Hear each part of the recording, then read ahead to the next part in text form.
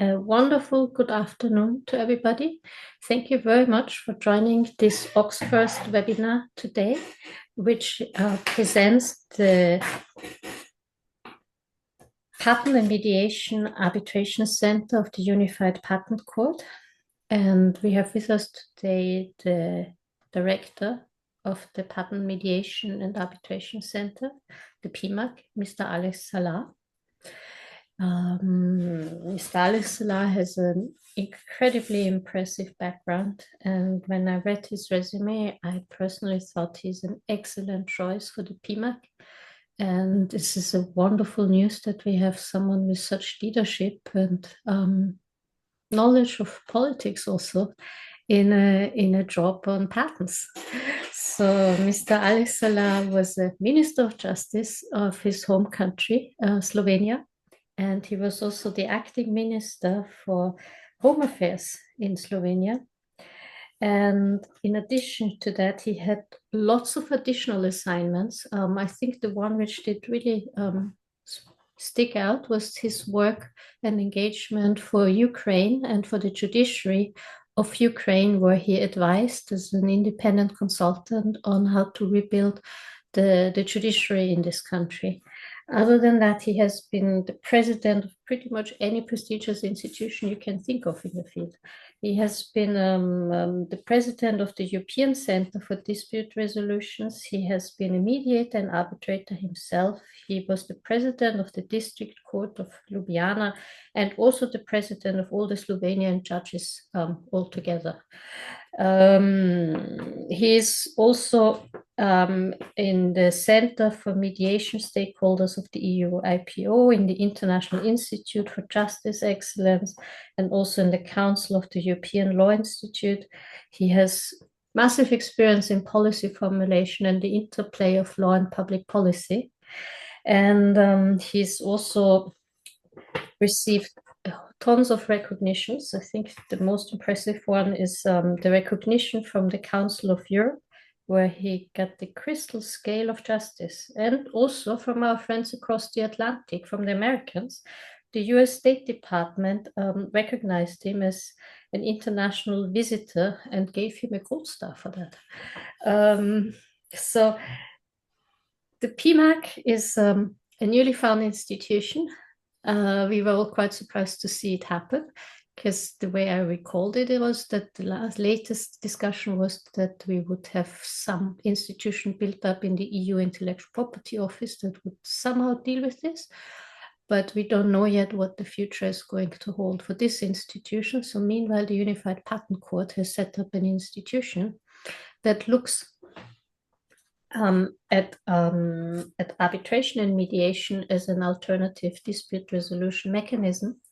And it is offering this not only for the members of the European Union, but it is also offering this for outside countries, and is open to anyone in the world.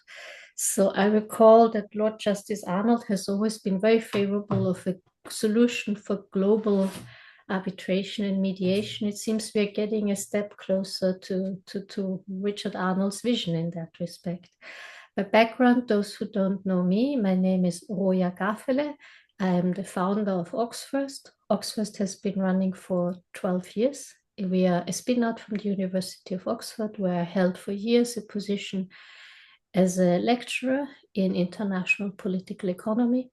And I am currently also a visiting professor in law and economics with the Law School of University of London, Brunel University. And the aim of Oxfirst is to bring great economic ideas and thoughts to the legal community in the intellectual property space. And we are running a conference which is coming up soon on June 26 and 27 in Amsterdam, where we very much hope you will be joining us. We expect in Amsterdam contributions from Justice Mead, from Lord Justice Arnold, from a series of Unified Patent Court judges, obviously from Mr. Ales Zalar, but we also expect contributions from policy circles, from the European Patent Office, from the market participants above all. We will be having the high-tech industry from Asia, the United States, and the Europe and the UK join us to debate the future of patent business strategy, the UPC, arbitration, mediation, standard essential patents, and obviously IP evaluation and front rate calculation. So with all of that being said, if you're interested in getting involved in the conference, please do get in touch with us. info@oxfirst.com. June 26th and 27th, that's Thursday, Friday. Quite a few people will be staying till Saturday for visiting Amsterdam. With all of that now, I pass on the floor to Mr. Zalar to present the goals, ideas, and suggestions around the PMAC. And also I heard there's a practical element to this talk that we will learn about how you can actually become an accredited mediator with the PMAC. The floor is yours, Mr. Zalar. Thank you, Deroya, and thank you for giving me the opportunity to speak today. Unfortunately, I cannot see the audience. Otherwise, I would ask the participants to raise the hand who already heard my intervention in recent 2 or 3 months, because I'm speaking almost every week. We all get to know what you do. Oh, people can raise their hands, actually. There are a couple. So, I see 2 people have raised their hands. 3, 4, 5. The number is growing. Okay, good.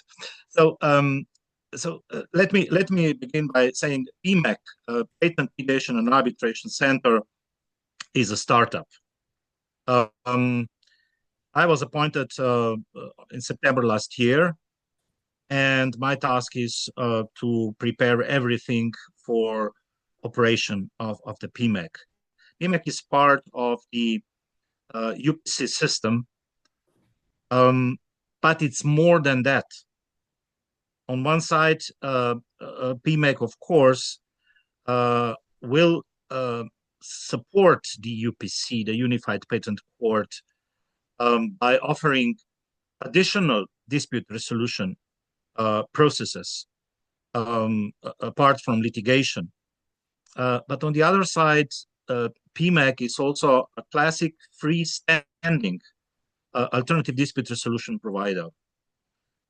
So the parties, disputants or litigants, they could turn to the PMAC either if they already have a pending case, be it at a UPC or national court or maybe any other organization, including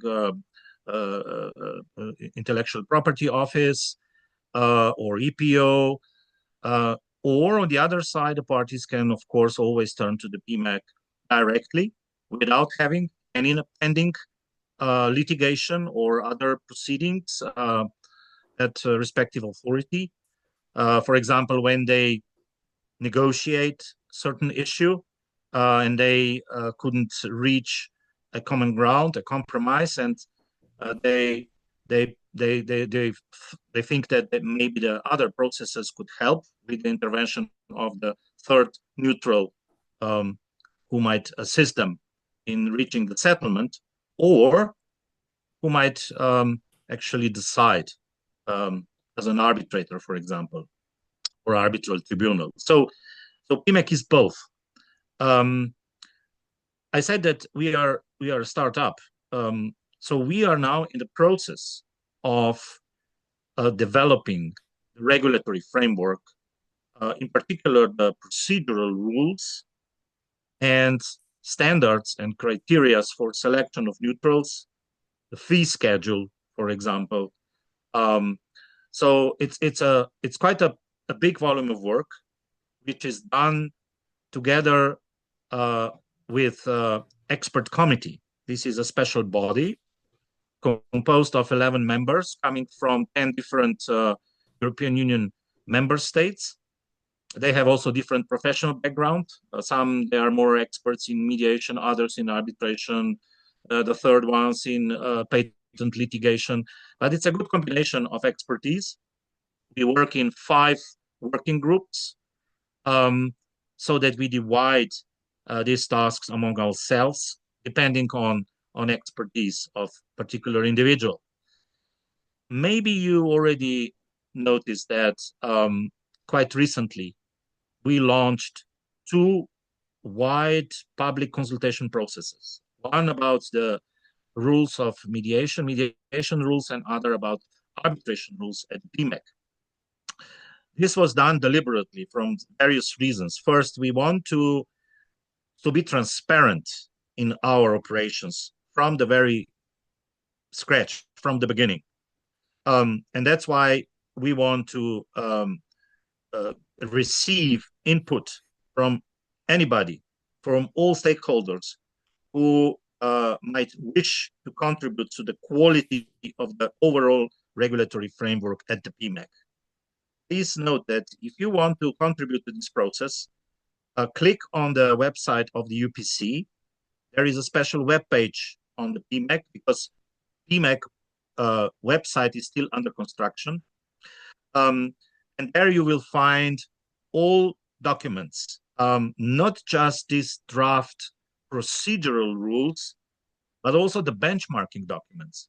Namely, we cooperate very closely, not just with the UPC, but also with the EPO, and EPO experts contributed with thorough analysis, benchmarking documents, which are comparing the approaches, the policy approaches of similar institutions like ICC, LCIA, WIPO, Mediation Arbitration Center, or even the similar centers in Hong Kong, in Japan, in Korea, in US.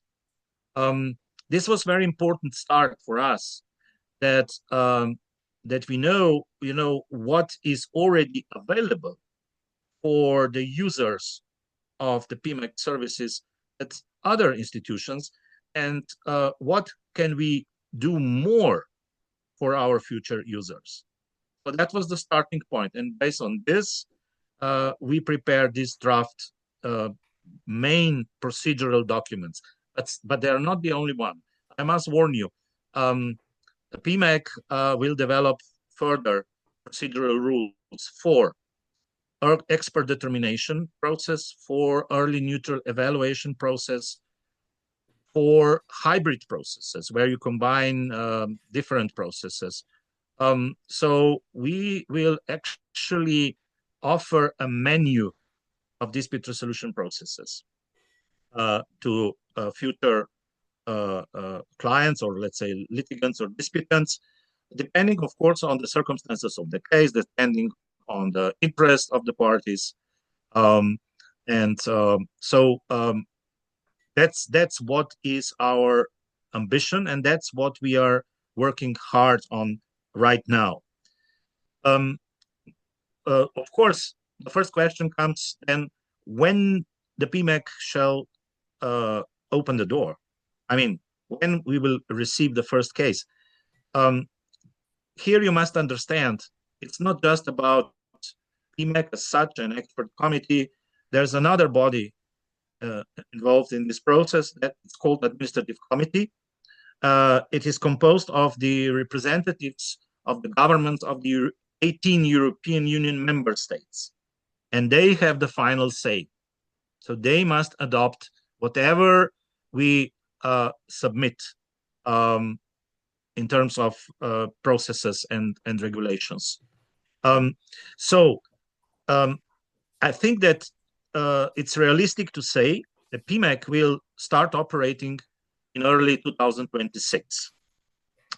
But until then, there's still a lot of work to be done. Not just the rules of the procedure and standards for selection of mediators and arbitrators, and I will come back to this a little bit later. We must also come up with the fee schedule. So how much we want to charge the future parties returning to the PMAC for registration fee, administration fee, and how much we wish that our neutrals get paid. So this is very, very important part, of course, and we already do have some drafts prepared. but we are still making some calculations.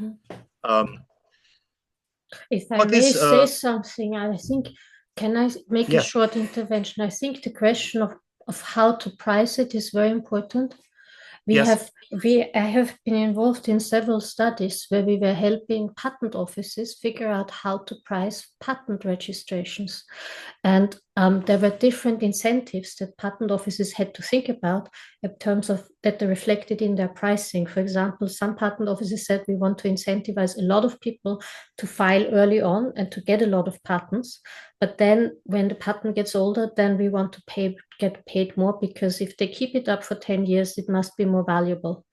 And there were a whole bunch of policy considerations that went into the pricing structure, and different countries have looked at it from different perspectives and also given different discounts under various reasons. And I spent in my life quite a bit of time figuring out how to price patent registrations of all the things in the world. So I think it will be very interesting also to see what's the PMAC's underlying rationale, what incentives it wants to provide, what disincentives it wants to offer, etc. Yes, yes, there will be, of course. No, that's a very good point. And actually, there will be some incentives, also of financial nature. Just to give you some examples, if the parties would have a pending case at the UPC, and then they would agree to refer the whole dispute or part of it to the PMAC, let's say to mediation or to arbitration or to expert determination, they will not be charged for the registration fee. There will be significant discount for the parties who would opt for online proceedings at the PMAC. They will pay just 50% of administrative fee. That's the proposal of the expert committee. Let's see whether administrative committee will approve this. There is incentive for micro and small enterprises. Again, 50% discount of fee to be paid for them. So yes, we do take this into consideration, and we try, of course, at the same time to follow the similar policy approaches of others. And that's why, again, here we obtained a benchmarking document where we analyzed let's say, the pricing scheme of comparable institutions. The same goes with the fees for mediators and arbitrators. We are just now, these days, we are making a thorough analysis what would be an appropriate model. On one side, of course, we want to be attractive for those neutrals who are experienced, who are well reputed, who will be quite, I would say, likely picked up by the parties, appointed by them. But of course, on the other side, we must also take into consideration that if you want the highest quality of the service, you must pay for it. But the parties will pay. So we must also take into consideration this aspect. How much are parties to the dispute willing to pay the prospective neutrals? And last but not least, there is another very important aspect, which is, I would say, rather original in nature as regards the PMAC. Namely, in 5 years, both the UPC and the PMAC supposed to be financially self-sustainable. At the moment, our budget, the budget of the PMAC and the budget of the UPC, actually is designed by the contributions of the 18 EU member states. But the UPC agreement envisages a change after a certain period of time. And so we must also take into consideration this aspect. As you can see, it's quite a complex process. But definitely we will come up with a final proposal on the fee schedule until the end of this year. That's a firm goal we have. Now, going back to the PMAC, of course, PMAC has some limitations in terms of its jurisdiction. On one side, PMAC is a specialized ADR provider. Normally, of course, for European patent and European patent with the unitary effect cases. However, already the rules of operation of the PMAC goes beyond the mirroring of the competence of the UPC, because the rules of operation say that the PMAC is competent also for other cases which fall either wholly or in part within the competence of the UPC. So this means that the PMAC can take not just classic European patent disputes. PMAC could deal also with other IP disputes, trademarks, community designs, even classic commercial disputes. Of course, determination of damages if, let's say, there is an infringement of a patent, and any other related dispute. So this is important to understand, in particular, depending on the process which the parties opt for. As you know, in arbitration, the competence of the arbitral tribunal is of key importance. And sometimes then arbitral award is challenged by a dissatisfied party and claiming that the tribunal went beyond the scope of its competence. So it's very important for the parties to understand where are the borders of the scope of the competence of the PMAC. This is maybe less relevant if the parties opt for mediation, if they don't want to convert the mediated settlement agreement into the court decision, which is another particularity and actually an advantage if you turn to the PMAC. But in arbitration, this is very important. So this scope of competence issue is something which patent attorneys and others who are engaged in the processes in front of PMAC should always take into account.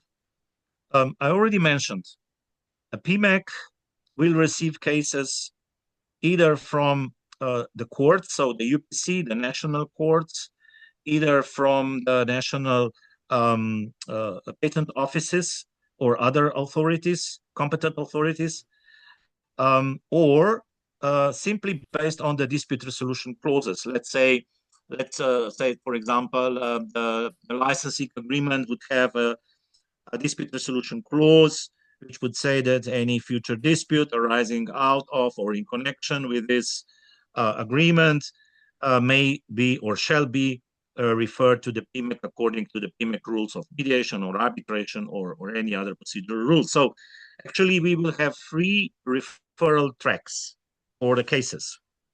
So the parties can always opt for the PMAC even if they don't have any pending litigation at the UPC or any other competent authority. However, it is, I would say, rather realistic that in the first year or years of operation of the PMAC, the majority of cases will be referred to the PMAC by the UPC.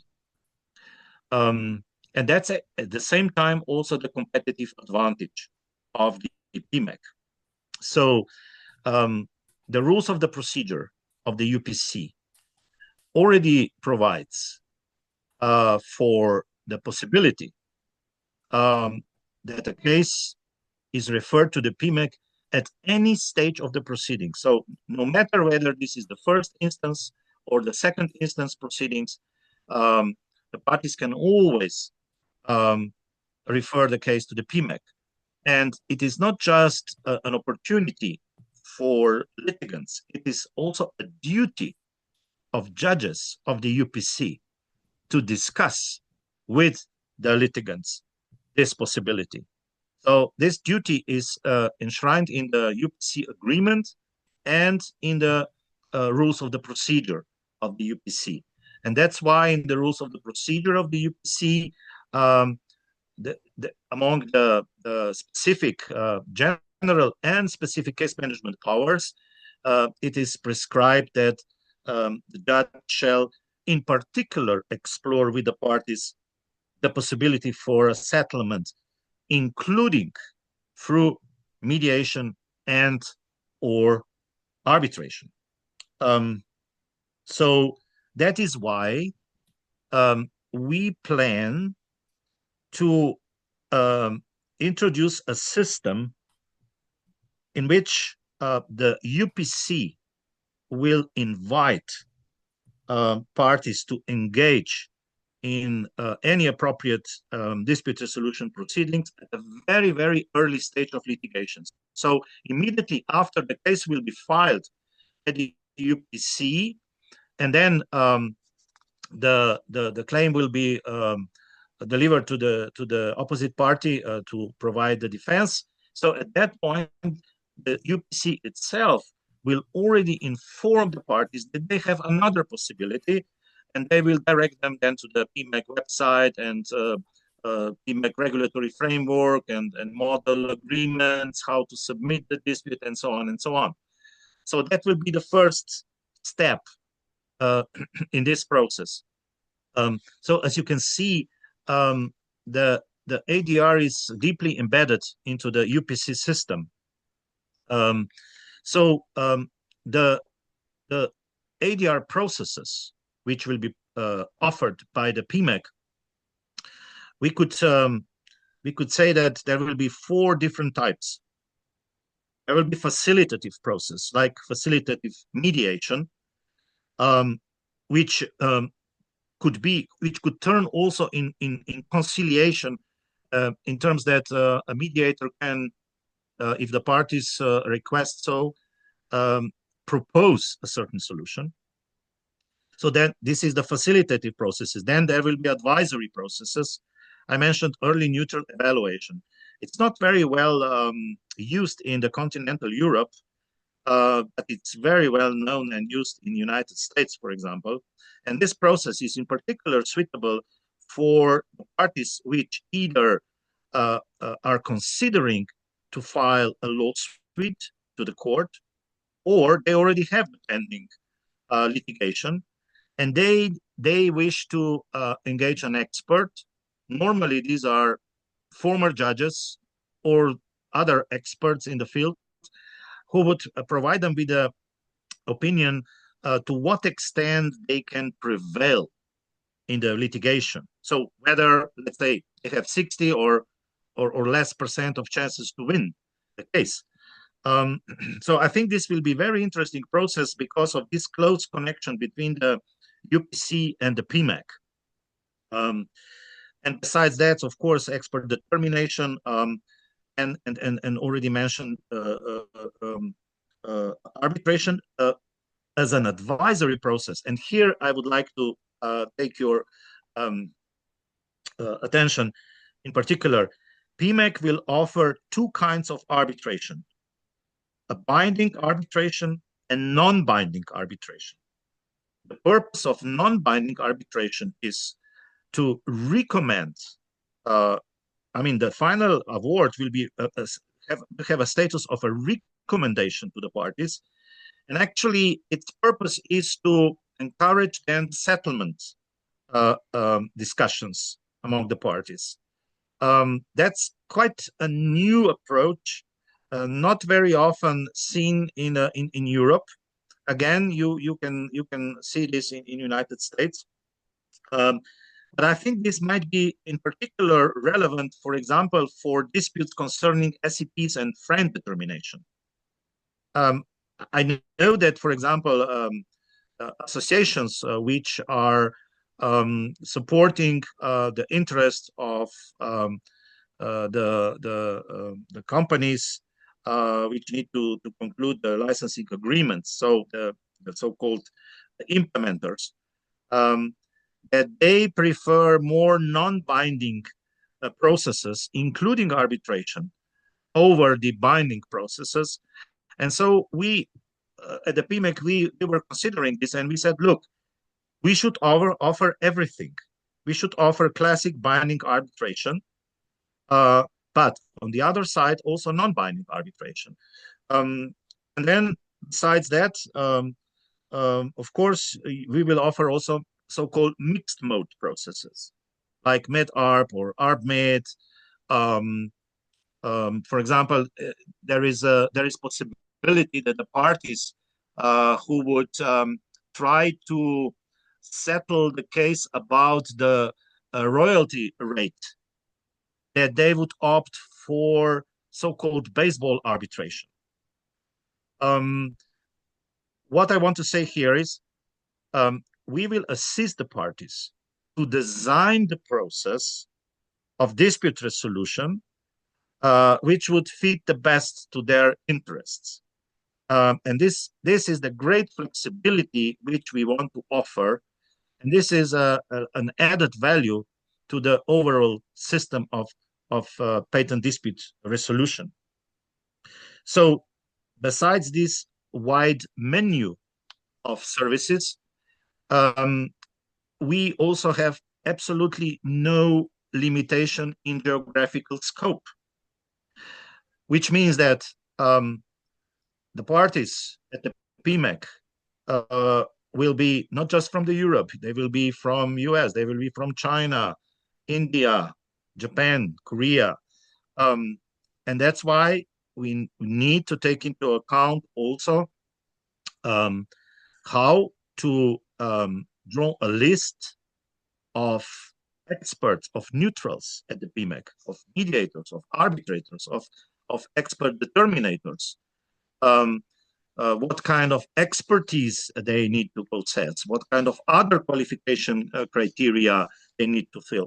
So this work was done within the expert committee recently, and we provided the administrative committee with two regulations: regulation on selection criteria for mediators and the regulation on selection criteria for arbitrators at the PMAC. The administrative committee will discuss and hopefully adopt these two regulations very soon. They have a meeting on 2nd of July. And if these regulations are adopted, then we will publish a public call inviting every individual who is interested to serve as an accredited mediator and arbitrator, or both, at the PMAC. So you should follow the website of the UPC and web page of the PMAC when you can see this publication of the call for applications. As regards the criteria, on one side, of course, we are looking for neutrals with specific expertise from the, let's say, area of scope of competence of both UPC and PMAC in general. On the other side, we need neutrals with some practical experience. Just to give you an example, we search for mediators who have at least 5 years of practical experience with facilitating settlements in IP disputes, with facilitating mediations, conciliations, judicial settlement conferences, or direct negotiations. So even the patent attorney with such an experience would be eligible. But there is then another condition. Everyone must provide us with the certificate of completed training program in mediation with at least minimum 40 hours of training. That's the minimum standard. So everything else is, of course, just an added, let's say, the advantage, like already existing license or accreditation or membership or a recognized domestic or international mediation institute. Similar goes with arbitrators. So practical experience, minimum 5 years as an arbitrator, as a judge, as a decision maker, as a patent attorney, as an expert determinator, or a senior level of professional technical experience, or senior level of professional experience in business, industry, and finance, or finance. So here we don't require a minimum training. Of course, educational degree is important. Any confirmation of completed training is important. It's considered as an asset, but it's not a precondition. What we will require from both, from mediators and arbitrators, is to undergo the continuous training whenever organized or suggested by the PMAC. I think this is very important, that any accredited neutral is required to update his skills, his knowledge, his experience in this evolving field of patent-related dispute resolution. So the area of expertise of the neutrals, of course, we are looking for is infringement of European and unitary patents and supplementary protection certificates, revocation of and validity of patents, licensing agreements, standard essential patents, French terms determination, but also some other aspects such as ownership and inventorship of patents, unauthorized use, unfair competition, and similar. So quite wide area of expertise we are looking for. So I take the liberty now and invite everybody who is interested to serve as an accredited mediator or arbitrator at the PMAC to turn to us once we will file this call for applications. Now, as regards the specifics of the processes at the PMAC, I already mentioned we prefer online proceedings whenever feasible, whenever appropriate. In mediation in particular, but even in arbitration if possible. For example, in arbitration, case management conference, we will be online, while the hearing, it depends on the parties' request. It could be video conference or it could be in-person meeting. In expedited arbitration, which we already foresee in arbitration rules, the same approach. If the parties agree so, documents only arbitration. If not, just one hearing. And again, it could be in person, on-site, or over video conference. And as I mentioned, we also encourage the parties with some incentives, with some financial incentives to opt for some such online proceedings. We do envisage certain time limits. For example, for mediation process to be completed in 3 months, and only in exceptional cases and upon approval of the center, this period could be extended. In arbitration, maximum 1 year in normal arbitration, and maximum 6 months in expedited arbitration. I mean, time and cost savings are important triggers for disputants to refer their dispute to mediation on arbitration. We will offer a specific event free of charge for all litigants at the UPC. It's called ADR Information Conference. We will engage either a mediator or arbitrator, depending on the characteristics of the case and wishes of the parties. We will engage that person to conduct online ADR information conference free of charge for the parties. So they will even not pay the neutral. This will be part of, let's say, trade-off. So if you want to be accredited neutral at the PMAC, of course you get paid for services provided, but time to time you will be invited to provide pro bono service at the ADR information conference online and mostly not longer than 1 hour. This is also a good business opportunity for neutrals, because if they would be successful in providing arguments why the parties should opt for alternative process instead of litigation, the parties can decide to pick up the same person, either as a mediator or as an arbitrator. So, see, we try to balance everything in an appropriate way. And everything, of course, is meant to be supporting the parties and the resolution of a dispute in an efficient way.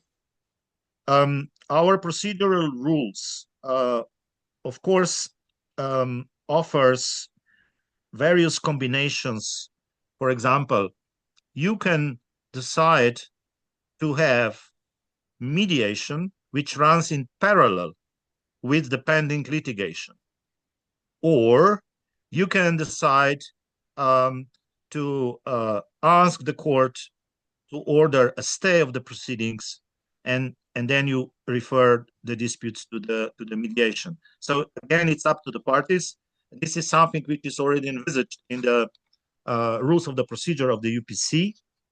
The parties can always require from a judge to order a stay of proceedings, but it's not necessary. Sometimes the parties would wish not to lose too much time, and simply to run, let's say, a carve out part of, I would say, SAP or friends determination, in the parallel proceedings, and then come back to the litigation. I mean, everything is in the hand of the parties. Nobody can force them in something.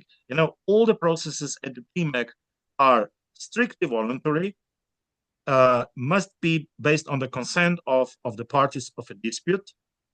And so that's I think something which might be considered as an valuable option by the parties. In mediation, you have nothing to lose. You can always leave the process if you don't like it, or if you don't like mediator, or if you don't like the discussions with the opposite party. But on the other side, you can be how to say, positively surprised with the outcome of the process, because it's supposed to be run by the skilled mediator, so you never know, and you have nothing to lose. You can just gain a lot. You can save money, you save time, you can have a long-lasting agreement with the opposite side. So that's something what you can get in these proceedings. I mentioned the flexibility of the process.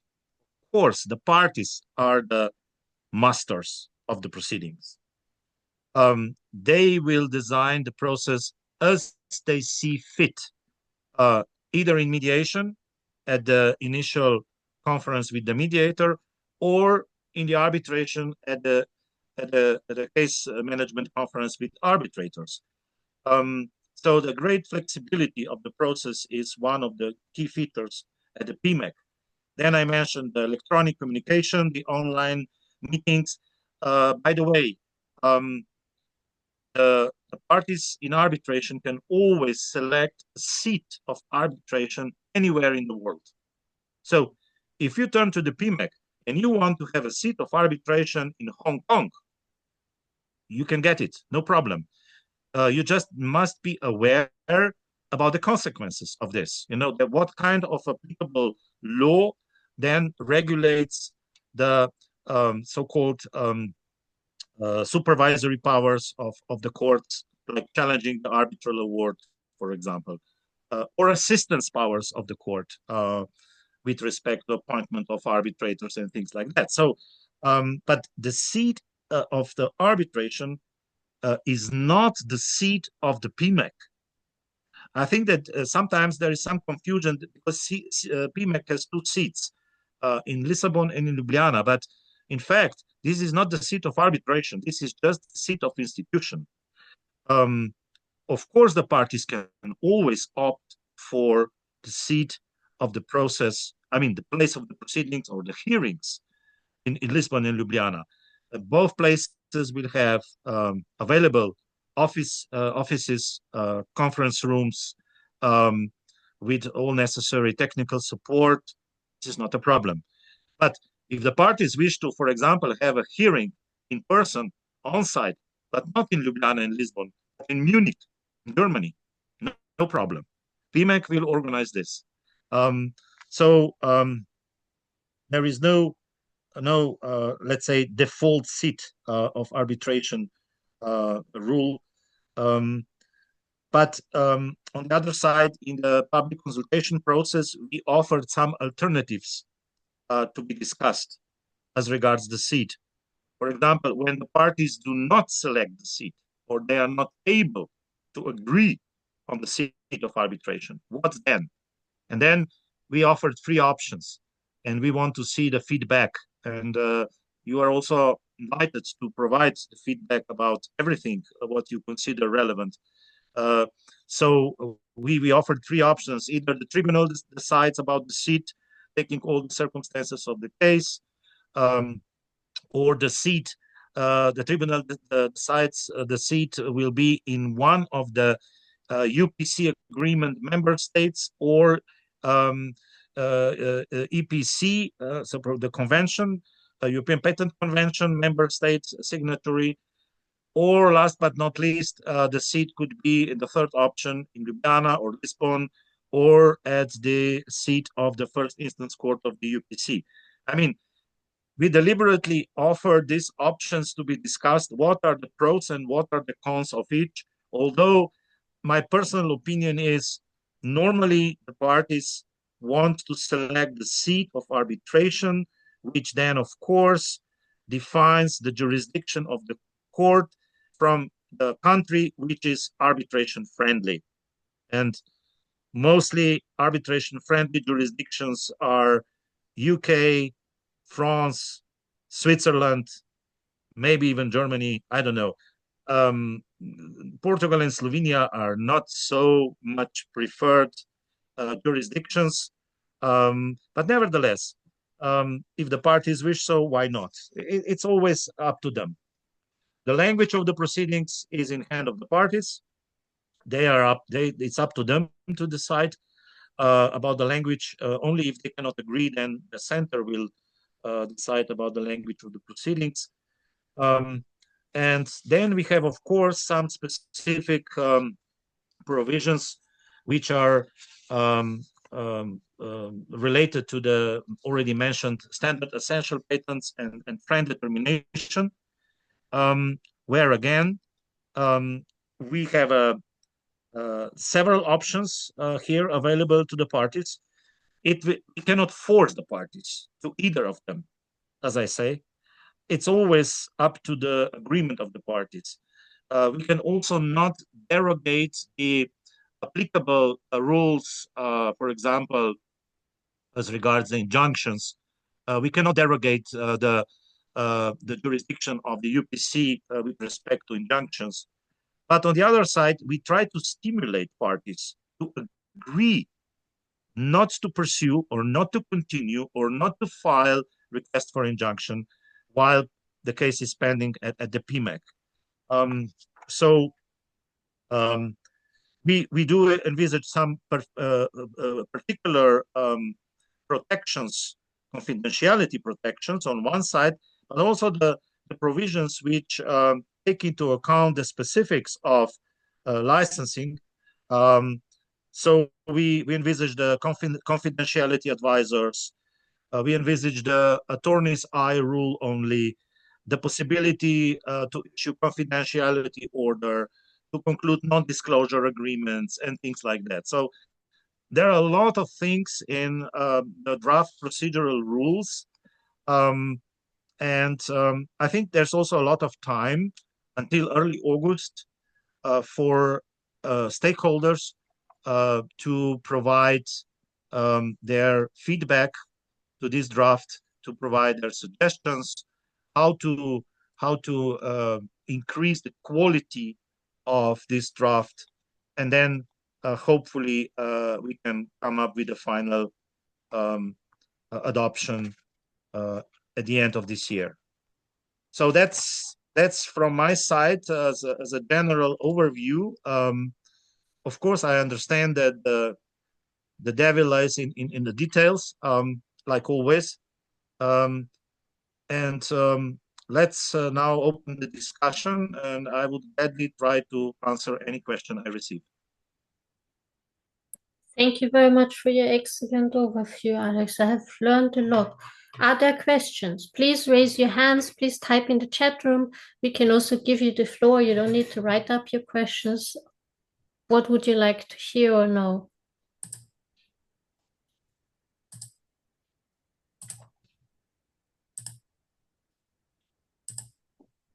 No questions? Jeremy Lack, thank you. Jeremy, my friend. Okay, Jeremy, I'd like to give you the floor. Let me just see how to do that. Jeremy.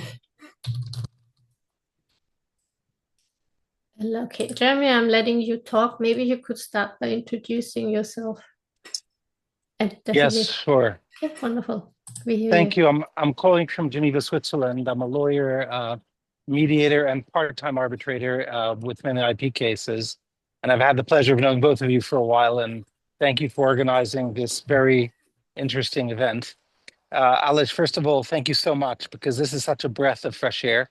After so many years of uncertainty, you know, hearing a person even talking about Metaloa, mixed modes, you know, non-binding arbitration, this choice of the parties, everything. It's really, you know, clearly you've taken as I would expect you to do, a very broad approach and trying to do something that's flexible and going to be user-oriented. So really looking forward to that.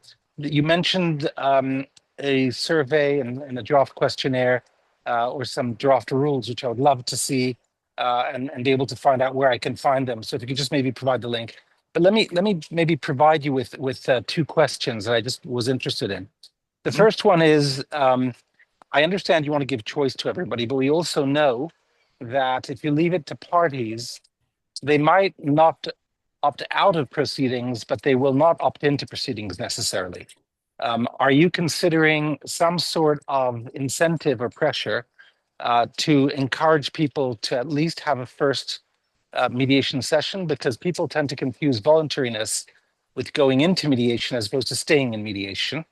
So I'm thinking of things like cost sanctions for people who unreasonably refuse to try mediation or just don't have a good reason not to do so. A bit like the English courts have decided, you know, and now is clearly, you know, possible under the new rules of procedure in the UK.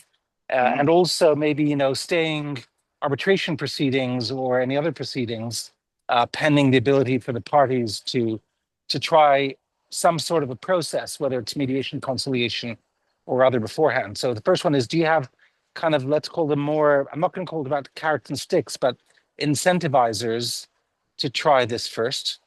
Is the first question. The second question, it's maybe a bit more esoteric and it might not sound important yet, but it relates to Singapore Convention and the New York Convention.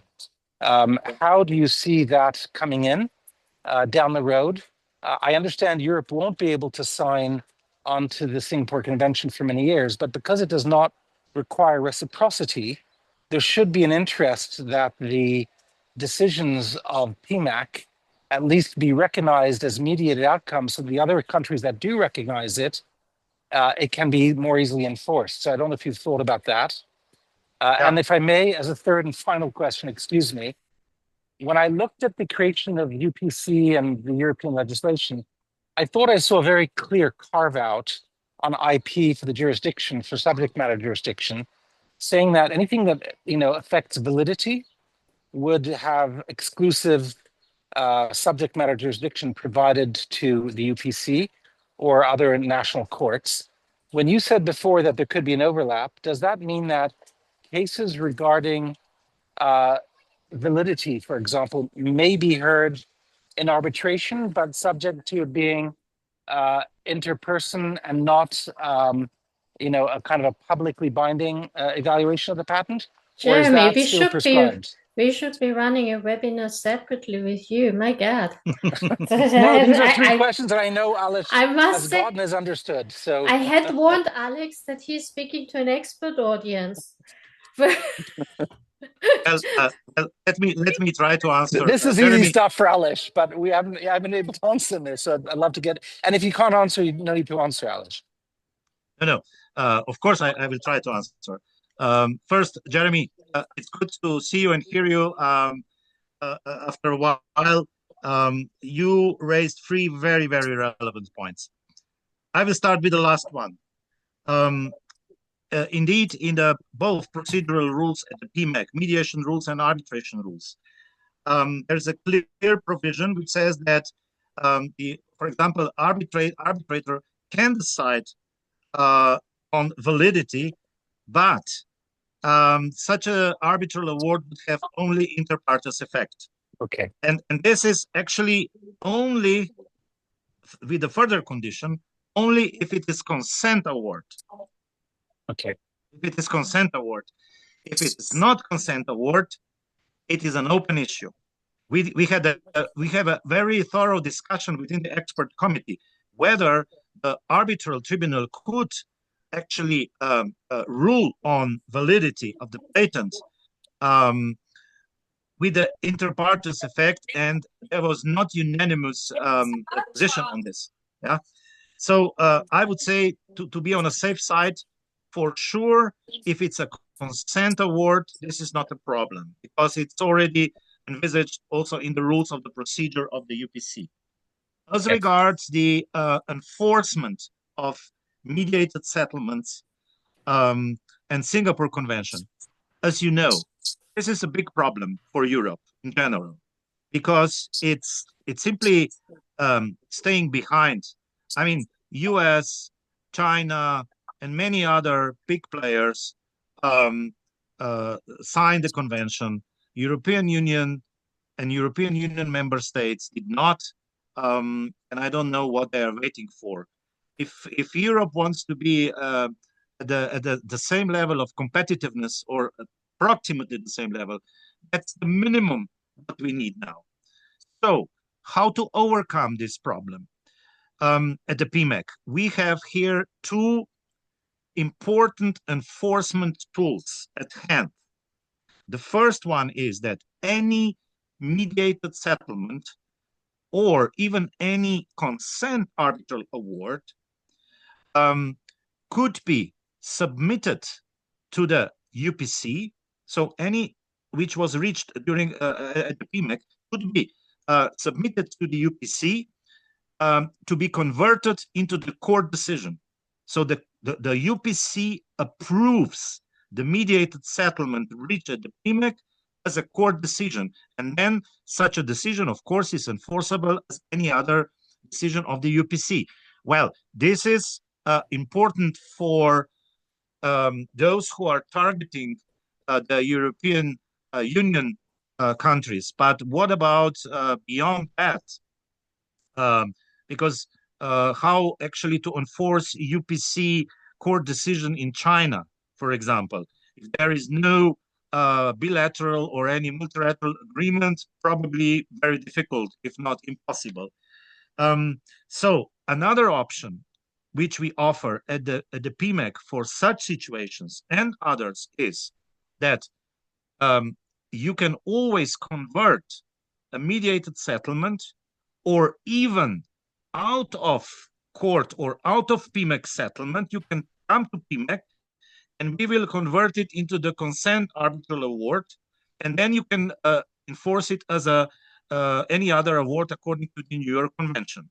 So you see, we found some new tracks of enforcement which are now available for the parties. And the first question about whether we would more prefer opt-out system instead of opt-in. Well, personally, yes, I would prefer opt-out. But you must take into consideration the following fact. Both the UPC and the PMAC are startups. They are very, very young institutions. They need some time to develop, to gain the reputation in the world market and dispute resolution market. You must understand that, of course, judges were rather reluctant towards any sanctions for those who would not even consider, let's say, mediation as a non-binding process. So we at the beginning, we had to stay within the limits of purely voluntary opt-in process. As regards the incentives, I mentioned some of them. For litigated cases at the UPC, this is the mediation information or ADR information session, online free of charge, anytime, at any stage of the proceedings. There are further financial incentives embedded into the rules of the procedure of the UPC. So if you settle a case at PMAC, you get back 60% of filing fee at the court, which are quite high, by the way. And it will be soon increased, according to my information. And then we have these incentives such as online proceedings, where we offer significant discount for the administrative fee, and then it's a financial incentive for SMEs. So there are some, but of course, no sanctions. So the party can always say, no, I'm not interested. The party can always leave mediation, and nothing can happen. I mean, no negative consequence for that party. That's the reality at this point. But hopefully, much, of course, depends on the future development of the caseload at the UPC and the PMAC. Maybe in the future, in some years, we will gradually go towards the so-called opt-out system, where, for example, a party would be referred to a non-binding ADR process, but the party could leave that process by providing certain arguments why the party considers that the case is not eligible for that particular process. I hope that I answered your questions.